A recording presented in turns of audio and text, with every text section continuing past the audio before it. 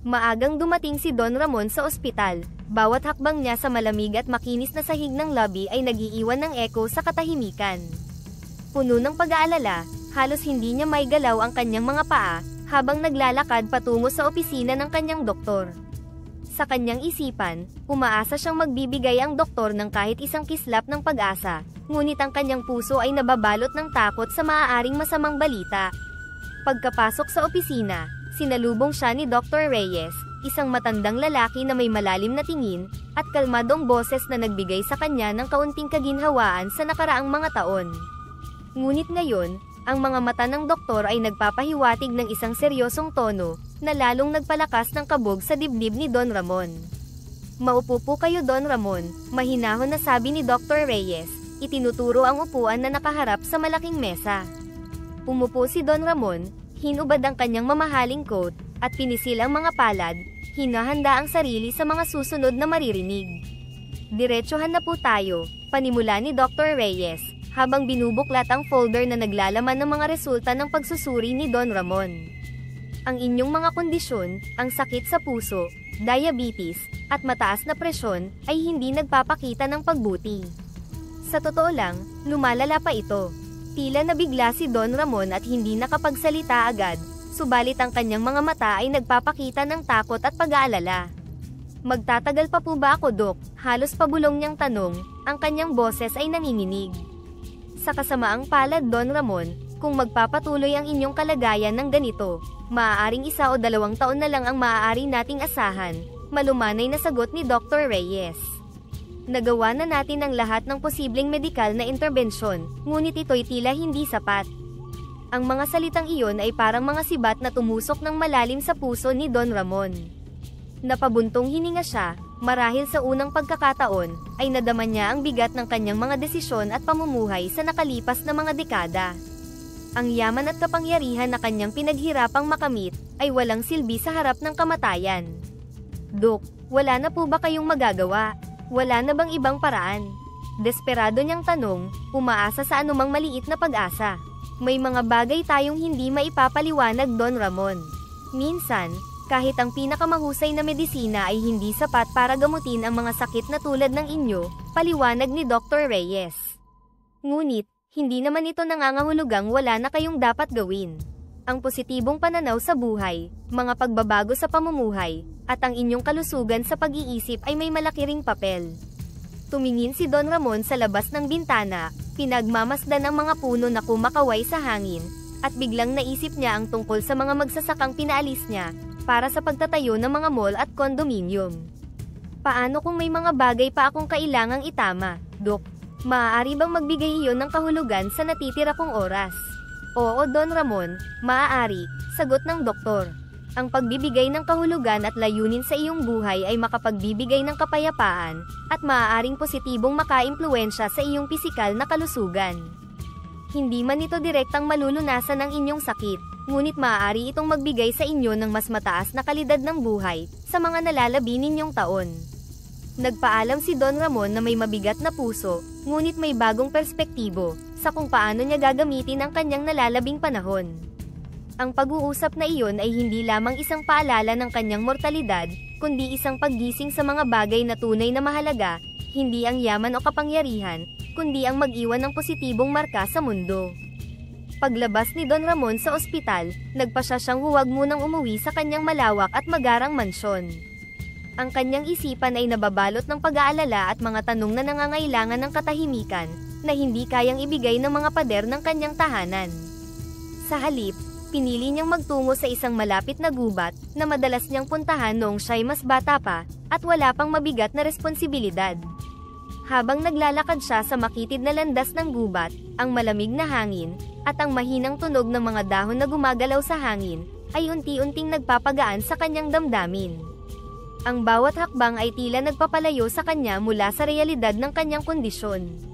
Napansin niya ang isang lumang puno ng balete na nakatayo sa isang bukas na lugar ng gubat. Ito ay may kakaibang aura, na tila ba nag-aanyaya sa kanya na lumapit. Puno ng mga ugat na nakabitin mula sa mga sanga, ang puno ay may kapansin-pansing presensya. Nagpasya si Don Ramon na magpahinga sandali.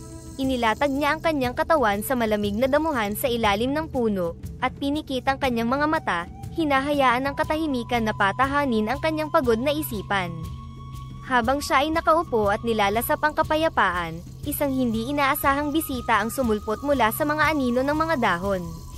Si Pagsibol, isang duwende na naninirahan sa kagubatan, na may mahiwagang presensya, ay lumitaw na parang bahagi ng kalikasan. Magandang araw, Ginoo, bati ni Pagsibol, ang kanyang boses ay mahinahon at may bahid ng kabaitan. Mukhang may malalim kang iniisip. Ano ang bumabagabag sa iyong damdamin? Nagulat si Don Ramon sa biglaang paglitaw ni Pagsibol, ngunit naramdaman niya ang isang kakaibang kapayapaan mula sa nilalang na ito. Nalaman ko lang na maikli na lamang ang natitira kong oras sa mundong ito. Ang sakit ko ay wala ng lunas, at hindi ko alam kung paano ko haharapin ito. Pag-amin ni Don Ramon, ang kanyang boses ay nanginginig. Ang kalikasan ay may paraan ng pagtulong sa atin, na makita ang mga sagot sa mga pinakamahirap na katanungan, sagot ni Pagsibol, na umupo sa tabi ni Don Ramon. Dito sa gubat, maraming lihim ang maaaring matuklasan, kabilang ang kung paano makahanap ng kapayapaan sa gitna ng sakuna. Napaisip si Don Ramon sa sinabi ni Pagsibol. Paano ako makakahanap ng kapayapaan, kung ang aking mga araw ay bilang na? Paano ko mapapatawad ang aking sarili sa mga maling nagawa ko? Maaaring simulan mo sa pagtanggap na ikaw ay tao lamang at nagkakamali, mungkahi ni Pagsibol. Ang pagpapatawad sa sarili, ay unang hakbang sa pagtuklas ng kapayapaan. Minsan, kailangan nating harapin ang ating mga takot at pagkakamali, upang makita natin ang tunay na halaga ng buhay. Napag-isipan ni Don Ramon ang mga salita ni Pagsibol. Habang tumatagal, naramdaman niyang unti-unti siyang nakakalma, na parang ang kanyang mabibigat na pasanin ay bahagyang gumaan. Sa ilalim ng puno ng balete, sa piling ng isang hindi pangkaraniwang kaibigan, nagkaroon siya ng pag-asa na baka sa kanyang natitirang mga araw, ay maaari pa siyang makagawa ng mabuti. Pagkatapos ng kanilang pag-uusap sa ilalim ng puno ng balete, nagpatuloy sina Don Ramon at Pagsibol sa paglalakad sa gubat. Ang paligid ay tahimik, ang mga tunog lamang ng kalikasan, ang pag-awit ng mga ibon, ang pagkaluskos ng mga dahon sa ilalim ng kanilang mga paa, at ang mahinahon na pag-ihip ng hangin, ang naririnig. Ngunit sa loob ni Don Ramon, isang bagyo ng emosyon ang nag-aalimpuyo. Alam niyang narating na niya ang puntong hindi na siya maaaring magtago pa. Sa unang pagkakataon, naramdaman niya ang pangangailangang ilabas ang lahat ng kanyang kinikimkim na pagsisisi at takot. Habang naglalakad, huminto si Pagsibol at tumingin kay Don Ramon, tila binibigyan siya ng pahintulot na magsalita. Si Don Ramon, na kanina pa nagpipigil, ay huminga ng malalim at sinimulan ang kanyang pag-amin. Alam mo, Pagsibol, panimula niya, ang boses ay mabigat at mayroong pag-aalinlangan. Sa buong buhay ko, naging alipin ako ng kayamanan. Ipinagpalagay kong ito ang magbibigay sa akin ng kaligayahan at katahimikan sa buhay. Tahimik si Pagsibol, hinihintay ang kanyang kasunod na sasabihin. Sa bawat negosyo, sa bawat desisyon, laging kita at kapangyarihan ang inuuna ko. Hindi ko naisip ang epekto ng aking mga gawain sa ibang tao. Naging bulag ako sa kanilang mga pangangailangan. Ito'y isang malaking pagkakamali, patuloy niya, pilit na pinipigilan ang pag-iyak. Naglakad muli sila, at muling nagsalita si Don Ramon. May isang pagkakataon na tila pinakatampok ng lahat ng aking pagkakasala, ani Don Ramon, bumibigat ang bawat salita habang bumabalik sa kanya ang mga alaala. May lupain ang mga magsasaka na pinangarap kong gawing mall. Para sa akin, isa lang itong oportunidad na kumita pa ng higit. Hindi ko inisip kung ano ang magiging epekto nito sa kanila. Nagsimula siyang lumuha, habang isinasalaysay ang mga nangyari. Nakita ko silang nagpapaalam sa kanilang mga tahanan, dala ang kaunting gamit at lakas ng loob. Nariyan ang mga pamilyang nawalan ng kabuhayan, at mga magsasakang nawalan ng pag-asa. Ngunit sa isip ko noon, negosyo lang iyon, isang hakbang patungo sa tagumpay. Binalewala ko ang kanilang mga pakiusap, ang kanilang mga luha. Tinitigan ni Pagsibol si Don Ramon ng may malalim na pag-unawa. Ano ang iyong nadarama? Sa tuwing naaalala mo ang mga sandaling iyon, tanong ni Pagsibol, ang boses ay puno ng malasakit. Nadudurog ang puso ko, Pagsibol, sagot ni Don Ramon, halos pabulong ang tinig. Ngayon ko lang natatanto kung gaano kalalim ang sakit na naidulot ko. Iniisip ko, ano ang halaga ng aking kayamanan, kung sa bawat piso ay may kasamang kirot at paghihirap ng iba? Paano ko ba nagawang maging ganito? Pinahintulutan kong ang aking pagnanais sa yaman, ay pumatay sa aking malasakit sa kapwa. Nagpatuloy sila sa paglalakad, at tahimik na sumunod si Pagsibol, hinayaan si Don Ramon na magpatuloy. Minsan, may isang batang babae, dugtong ni Don Ramon, ang kanyang tinig ay puno ng sakit. Lumapit siya sa akin, umiiyak, nagmamakaawang huwag wasakin ang kanilang tahanan. Sabi niya, "Saan kami titira?" Ngunit, tinalikuran ko siya. Nagpanggap akong hindi ko siya narinig. Iniutos ko sa aking mga tauhan na ituloy ang proyekto. Ang kanyang mga luha ay hindi man lang nagbigay ng kaunting epekto sa aking desisyon noon. Mahabang katahimikan ang namayani sa pagitan nila, matapos ang kwento ni Don Ramon. Ang bigat ng kanyang damdamin ay tila nakapalibot sa buong gubat. Ngunit sa kabila ng sakit, naramdaman niya ang kakaibang kaluwagan sa kanyang dibdib. Para bang sa wakas, natanggal ang matagal nang nakakubli niyang pagsisisi. Don Ramon, wika ni Pagsibol, ang iyong mga pagsisisi ay mahalaga. Ngunit hindi sapat ang pag-amin sa iyong mga nagawang pagkakamali. Ang tunay na pagbabago ay hindi nagtatapos sa pag-amin. Ang mahalaga ay ang iyong gagawin mula ngayon. Napatingin si Don Ramon kay Pagsibol, ang kanyang mga mata ay puno ng pag-asa at takot. Ano ang magagawa ko, Pagsibol? Hindi ko maibabalik ang kanilang mga lupain. Hindi ko maibabalik ang nawala sa kanila. Ang nakaraan ay hindi na mababago, Don Ramon, sagot ni Pagsibol. Ngunit ang kasalukuyan at hinaharap ay nasa iyong mga kamay. Kung talagang nais mong makabawi, magsimula kang magbigay, magsimula kang magmalasakit. Bumalik ka sa mga tao na iyon, humingi ka ng tawad, at kung kaya mo, tulungan mo silang bumangon.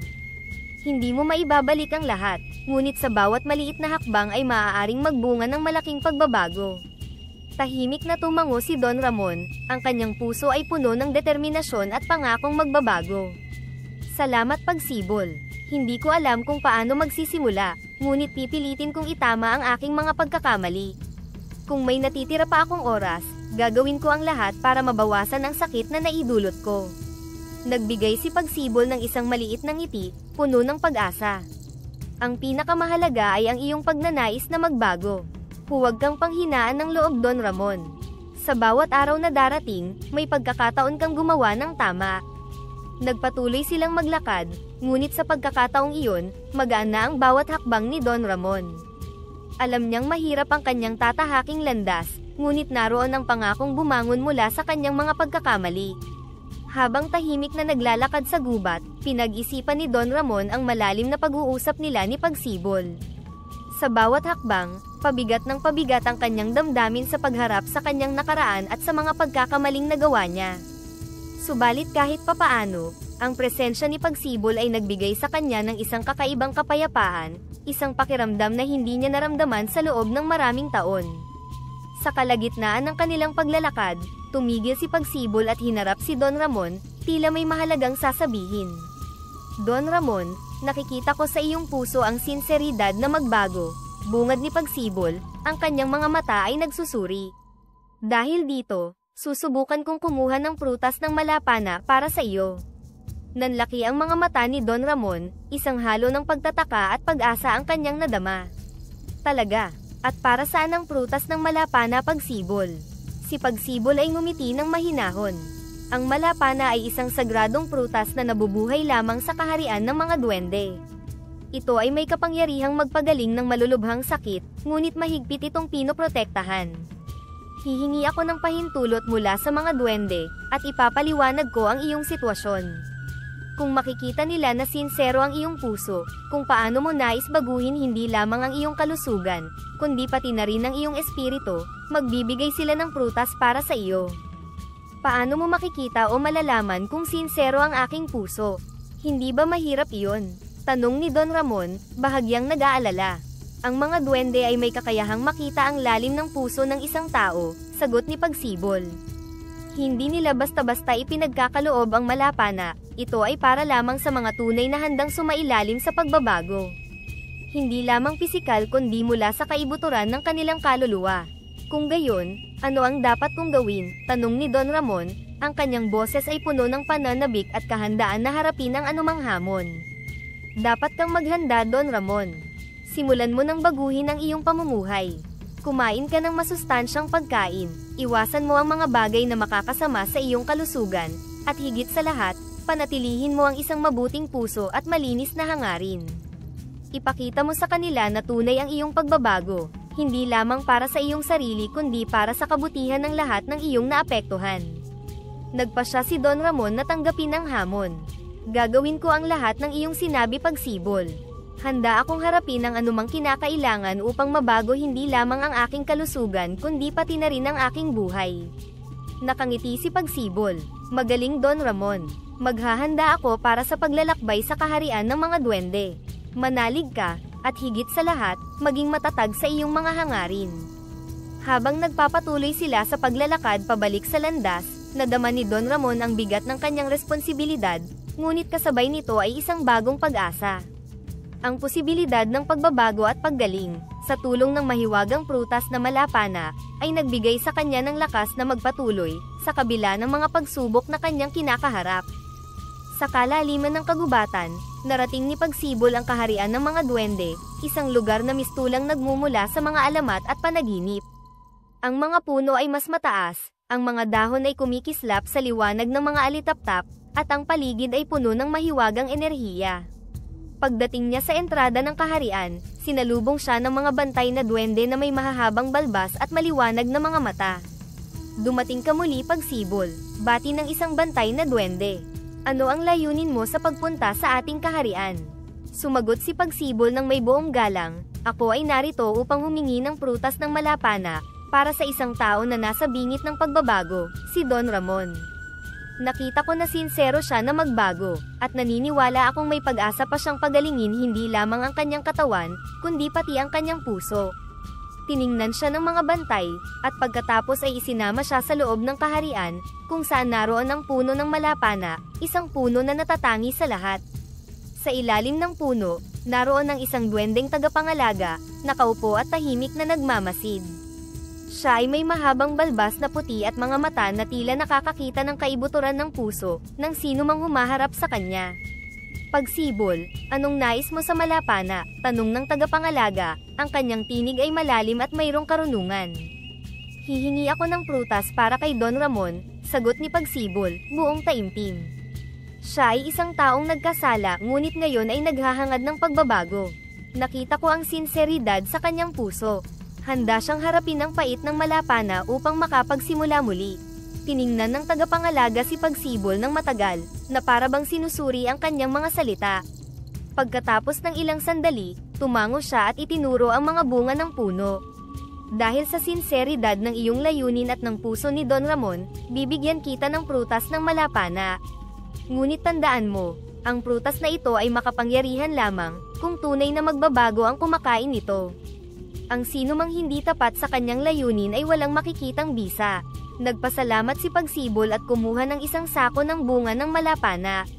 Matapos ang ilang saglit, nagpaalam siya sa tagapangalaga at dinala ang mga prutas pabalik sa mansyon ni Don Ramon. Sa mansyon, sa gitna ng katahimikan, inihanda ni Pagsibol ang sako ng malapana sa harap ni Don Ramon.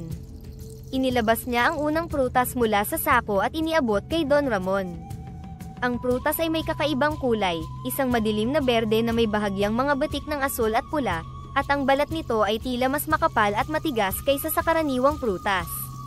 Nag-aalinlangan si Don Ramon habang tinitingnan ang prutas.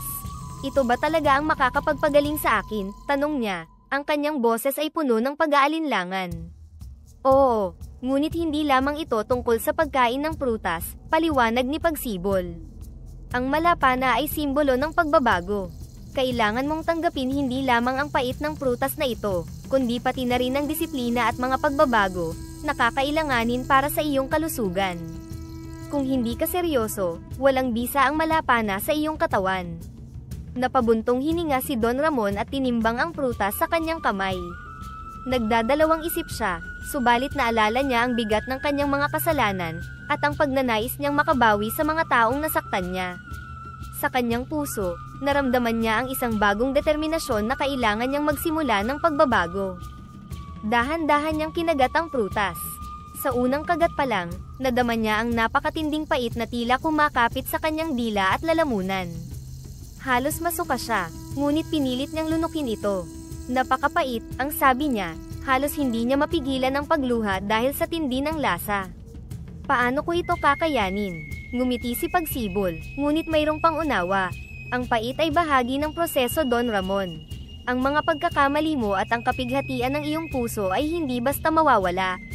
Kailangang mong tiisin ang bawat hakbang, upang mapagtagumpayan ang tunay na pagbabago. Kahit napakahirap, itinuloy ni Don Ramon ang pagkain ng prutas. Sa bawat kagat, nadarama niya ang pait, hindi lamang sa kanyang dila kundi sa kanyang damdamin, na para bang ang bawat kapaitan ng prutas, ay isang paalala ng lahat ng kanyang pagkukulang at mga taong kanyang sinaktan. Ngunit sa kabila ng lahat, naubos niya ang prutas. Pagkalipas ng ilang oras, nagsimula siyang makaramdam ng isang kakaibang sigla sa kanyang katawan. Hindi ito kapareho ng dati niyang lakas na dala ng kayamanan o kapangyarihan, kundi isang uri ng sigla na tila nagmumula sa kaibuturan ng kanyang puso. Pakiramdam niya ay may bagong pag-asang sumisibol sa kanya, isang pag-asang nagmumula sa katotohanan at hangarin niyang magbago. Habang nakaupo si Don Ramon, muling nagsalita si Pagsibol. Ito na ang simula ng iyong pagbabago. Tandaan mo, Don Ramon, na ang malapana ay tutulong lamang kung sasabayan mo ng disiplina at tunay na pagbabago.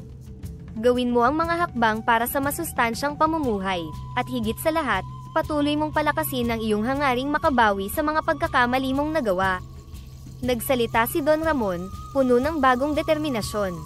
Simula ngayon, gagawin ko ang lahat upang maging mas mabuti, hindi lamang para sa aking sarili, kundi para sa lahat ng mga taong nasaktan ko. Salamat sa iyo, Pagsibol. At sa prutas ng malapana na ito, sisimulan ko ang aking bagong buhay.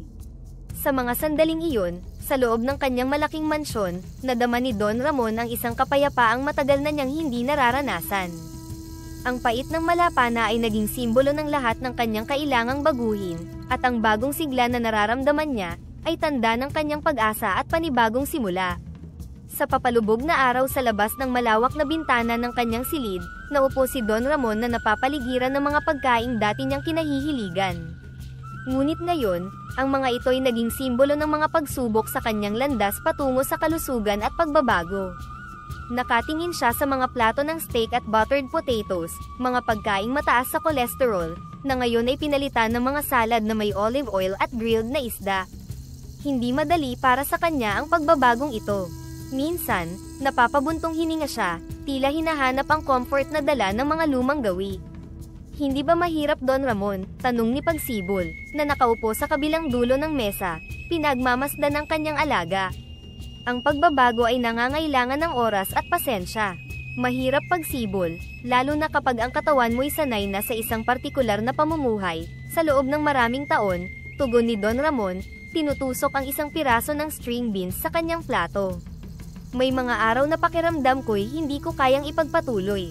Ang pagod mula sa ehersisyo, ang pangungulila sa mga dating kinakain, ito'y tulad ng isang laban araw-araw. Ngunit hindi ka bumibigay, ani Pagsibol, ang kanyang mga mata ay nagpapahiwatig ng paghanga. Bawat umaga, bumabangon ka at pinipili mong sundin ang mas malusog na landas. Ano ang nagbibigay sa iyo ng lakas para magpatuloy? Napaisip si Don Ramon, at pagkatapos ay tumingin sa labas, kung saan ang dapit hapon ay dahan-dahan na lumalatag. Pagsibol, ang prutas ng malapana. Ang bawat kagat ng mapait na prutas na iyon ay paalala ng aking mga pangako, hindi lamang sa aking sarili, kundi pati na rin sa mga taong umaasa sa akin na magbago para sa mas mabuti.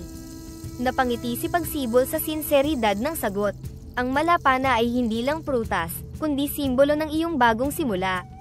At habang nasa tamang landas ka, patuloy mo akong magiging kakampi. Alam ko, at nagpapasalamat ako sa iyo, Pagsibol, at sa malapana, sabi ni Don Ramon. Marahil kung wala ang mahiwagang prutas na iyon, baka sumuko na ako. Pero ngayon, pakiramdam ko ay may laban pa ako. May pag-asa pa para sa pagbabago.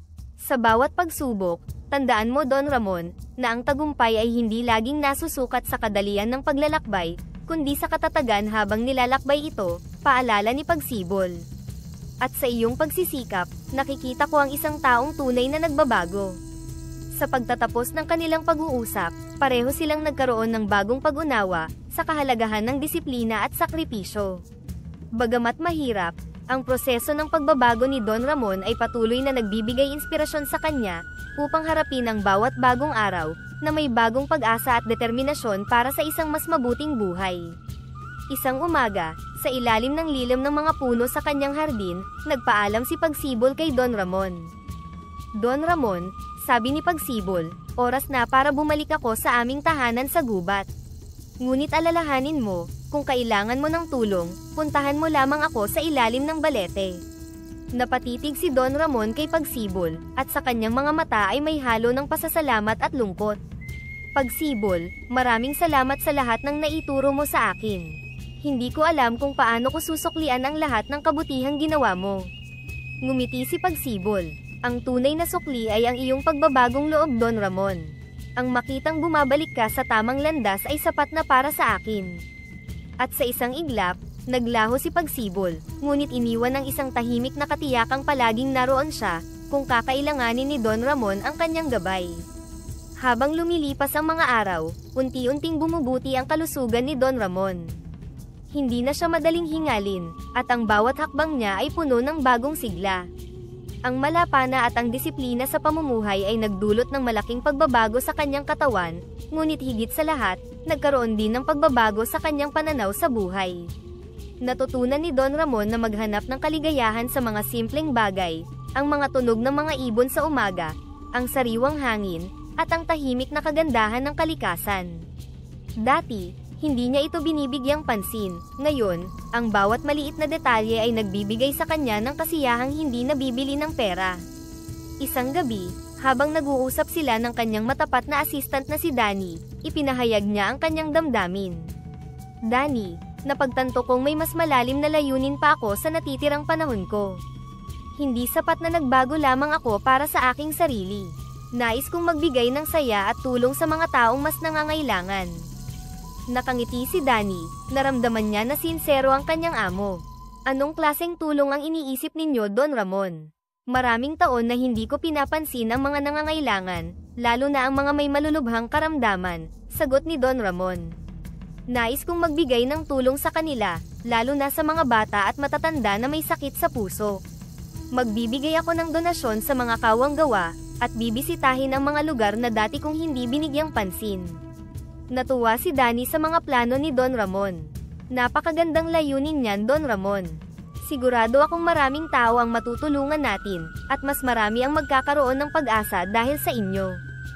Simula ng gabing iyon, nagsimula si Don Ramon sa kanyang misyon. Kasama si Danny, inayos nila ang mga donasyon para sa mga kawang gawa, at sinigurong ang tulong ay mapupunta sa mga nangangailangan. Pumunta sila sa mga komunidad na dati hindi pinapansin ni Don Ramon, dala ang taos-pusong layunin na magbigay ng suporta at tulong. Sa bawat pagbisita, natutunghayan ni Don Ramon ang malalaking ngiti at mga luha ng pasasalamat mula sa mga natutulungan niya. Isang ina, habang hawak ang kanyang anak na may karamdaman, ang lumapit kay Don Ramon at umiiyak na nagpasalamat. Don Ramon, wala na po kaming pag-asang matutulungan ang anak ko. Pero ngayon, dahil sa inyo, mayroon siyang pagkakataong gumaling. Hindi ko po alam kung paano kayo pasasalamatan. Isang matandang lalaki naman ang lumapit at mahigpit na hinawakan ang kanyang kamay. Don Ramon, maraming taon na kaming naghihirap, ngunit ang tulong ninyo ay nagbigay sa amin ng lakas. Hindi lahat ng mayaman ay may pusong tulad ng sa inyo. Sa bawat komento at pasasalamat, nadama ni Don Ramon ang isang kakaibang kasiyahan, na hindi niya naranasan noong naghahabol pa siya ng yaman para sa sariling kapakinabangan. Hindi niya inaasahang ang pagtulong sa iba, ay makapagpapaligaya sa kanya ng ganito kalalim. Isang araw, habang nagpapahinga kasama si Danny matapos ang isang nakakapagod ngunit masayang araw ng pagtulong, nagsalita si Don Ramon, ngayon ko lamang naranasan ang ganitong kasiyahan, Danny. Ang makatulong sa iba ay nagbibigay sa akin ng tunay na kaligayahan. Ngumiti si Danny, puno ng paghanga sa kanyang amo. Ang tunay na kayamanan, Don Ramon, ay nasa puso ng isang taong handang magbigay ng walang hinihintay na kapalit. Sa bawat pasasalamat at ngiting nakikita ni Don Ramon mula sa mga natulungan niya, nadarama niya ang halaga ng tunay na pagbabago. Sa wakas, natagpuan niya ang layunin ng kanyang buhay, isang layuning nagpapalaya at nagbibigay ng di matatawarang kasiyahan. Maagang nagising si Don Ramon isang umaga, dala ang mabigat na pasya na harapin ang mga magsasakang minsan niyang pinaalis mula sa kanilang mga lupain. Kasama ang kanyang matapat na assistant na si Danny, pumunta siya sa lugar kung saan dating naroon ang mga bukid, ngunit ngayon ay tinayuan na ng isang malaking mall. Sa kanyang pagdating, nakita ni Don Ramon ang ilang mga magsasaka na nagtitipon, tahimik at may halong pag-aalinlangan ang kanilang mga mukha. Lumapit siya sa kanila, dama ang sama ng loob ng mga tao na nawalan dahil sa kanyang mga desisyon noon. Mga kaibigan, panimula ni Don Ramon, ang kanyang boses ay puno ng pagsisisi. Alam kong matagal kayong naghirap mula nang mapaalis kayo sa inyong mga lupa, dahil sa mall na ipinatayo ko. Hindi ko na mababawi ang inyong lupain, ngunit nandito ako upang humingi ng tawad at magbigay ng bagong pag-asa. Tahimik na nakinig ang mga magsasaka, ang ilan ay hindi makapaniwala sa naririnig. Nagpasya akong bumili ng bagong lupain para sa inyong lahat, patuloy ni Don Ramon, doble ang laki ng inyong dating mga lupain. Ibibigay ko ito sa inyo ng walang bayad, at maglalaan din ako ng pondo para sa organikong pagsasaka at mga programa para sa inyong pag-unlad. Nais kong tulungan kayong bumangon muli. Sa sandaling iyon, lumapit ang isang matandang magsasaka na tila may mga luhang namumuo sa kanyang mga mata. Don Ramon, anya, hindi namin akalaing magkakaroon pa kami ng sariling lupa. Maraming salamat sa iyong pagbawi sa nagawa mong kasalanan. Pinapatawad ka namin at tinatanggap ang iyong alok. Ang iba pang magsasaka ay nagsimulang magpasalamat, ang kanilang mga mukha ay puno ng kasiyahan at pag-asa. Maraming salamat Don Ramon. Hindi namin inakalang darating ang araw na ito. Ngayon, magkakaroon ulit kami ng lupa, at doble pa ang laki, sabi ng isa pang magsasaka, ang kanyang tinig ay puno ng pasasalamat.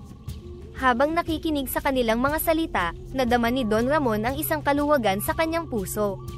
Sa wakas, nagawa na niyang itama ang isang malaking pagkakamali, at ngayon ay may pag-asa siyang magbigay ng panibagong simula sa mga magsasakang matagal nang nawalan. Tahimik na nakamasid si Danny, puno ng paghanga sa kanyang amo. Don Ramon, sabi niya, ang inyong pagbabago ay hindi lamang nakabuti para sa inyo, kundi para sa lahat ng tao sa paligid ninyo. Sumang-ayon si Don Ramon, ang kanyang mga mata ay puno ng pasasalamat at determinasyon. Oo Danny, ngayon ko lamang naramdaman ang tunay na halaga ng kayamanan, hindi ito para sa sarili lamang, kundi para sa ikabubuti ng iba. Habang paalis sila mula sa pagpupulong, nadama ni Don Ramon na sa wakas ay nakamit niya ang kapayapaang matagal na niyang hinahanap. Ang araw na iyon ay naging simula ng isang mas makabuluhang kabanata, hindi lamang para sa kanya, kundi para sa buong komunidad ng mga magsasaka, na muling nagkaroon ng pag-asa at sariling lupain. Sa loob ng kanyang malawak na opisina, pinag-aralan ni Don Ramon ang mga plano para sa pagtatayo ng isang libreng ospital. Sa tabi ng mga blueprint at dokumento, kanyang kinausap ang arkitekto at ilang medikal na eksperto, upang tiyakin na ang ospital ay magiging isang kanlungan para sa mga mahihirap na may sakit. Siguraduhin natin na ang disenyo ay hindi lamang maginhawa at ligtas, kundi maging kaaya-aya rin para sa ating mga pasyente, sabi ni Don Ramon, habang tinitingnan ang layout ng ospital. Opo Don Ramon, tugon ng arkitekto. Isinama na po namin ang mga espesyal na pasilidad tulad ng maluwag na waiting areas, mga magandang restroom, at mas madaling access para sa lahat. Ngumiti si Don Ramon, nasisiyahan sa pagiging maalalahanin ng plano. Ngunit higit pa sa pisikal na aspeto, nais niyang siguraduhin na ang ospital ay magbibigay ng dekalidad na medikal na serbisyo. Paano ang tungkol sa ating mga doktor at medical staff? Tanong niya, lumilipat ang usapan sa isa pang kritikal na aspeto ng proyekto. Kasalukuyan po kaming nakikipag-ugnayan sa iba't ibang medical schools at organizations, para sa recruitment ng pinakamahuhusay na health professionals na nais maglingkod sa ating ospital, sagot ng project manager, na nagpapakita ng detalyadong listahan ng potential hires. Habang pinag-uusapan ng detalye ng staffing, dama ni Don Ramon ang bigat at kahalagahan ng kanyang ginagawa. Sa bawat desisyon, nadarama niya ang pagsulong tungo sa kanyang layunin na baguhin ang buhay ng mga tao, sa pamamagitan ng tunay na pagtulong. Sa isang tahimik na sandali, nang sila-sila na lamang, lumapit si Danny at nagbahagi ng kanyang saloobin. Don Ramon, nakakabilib po ang inyong dedikasyon. Hindi lamang po ito ospital, kundi simbolo ng inyong pagbabago. Ngumiti si Don Ramon, ngunit may pagninilay sa kanyang mata. Danny, matagal kong ginamit ang aking yaman para sa sarili kong interes. Ngayon, natutunan ko na ang tunay na halaga ng pera ay hindi sa pag-iipon nito, kundi sa paggamit nito para sa kabutihan. Ang makita ang mga tulong na ito, na nagbibigay ng kaligayahan at pag-asa sa ating mga kapwa, ay ang nagpapaligaya sa akin ngayon. Si Danny, na laging nasa tabi ni Don Ramon sa maraming taon, ay labis na humanga sa pagbabagong ito.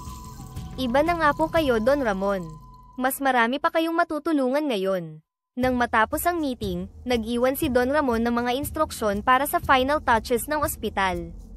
Habang papalabas siya ng opisina, tumingin siya sa bintana, pinagmamasdan ang pagtatapos ng araw. Sa mga huling sinag ng araw, nadama niya ang isang panibagong simula, hindi lamang para sa kanyang sarili, kundi para sa marami pang buhay na kanyang mababago sa pamamagitan ng ospital na ito. Ang ospital ay hindi lamang basta gusali, ito ay magiging saksi sa kanyang pangarap na magdulot ng tunay na pagbabago sa mundo. Ang tunay na halaga ng yaman na kanyang kinamkam noon, ay gagamitin niya ngayon para sa kapakanan ng iba, isang pamana ng kabutihan na magtatagal. Sa wakas, matapos ang maraming buwan ng pagpaplano at pagtatayo, binuksan na ni Don Ramon ang ospital na itinayo niya para sa mga mahihirap. Sa unang araw pa lamang, dumagsa na ang maraming tao, lalo na ang mga dati ay natatakot magpagamot dahil sa kawalan ng pera. Ang ospital ay puno ng sigla at mga pasasalamat mula sa mga pasyente. Isang babae, na may malalim na pasasalamat sa kanyang mga mata, ang lumapit kay Don Ramon.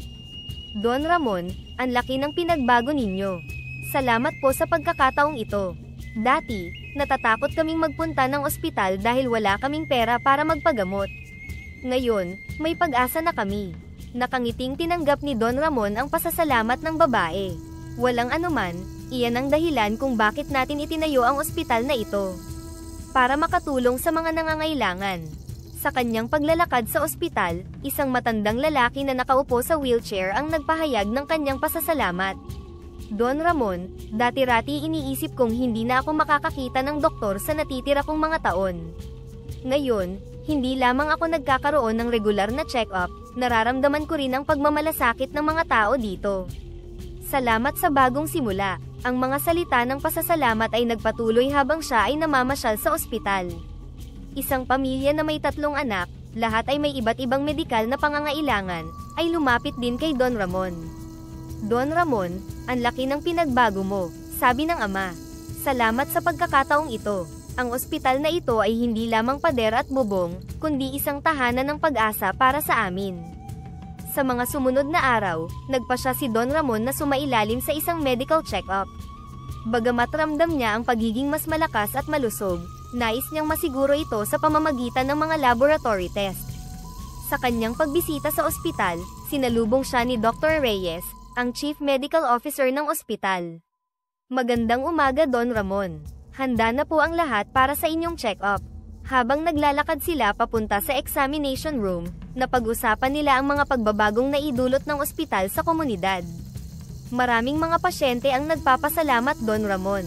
Nakikita nila ang inyong mabuting hangarin sa pagtatayo ng ospital na ito. Masaya akong marinig iyan, Dr. Reyes.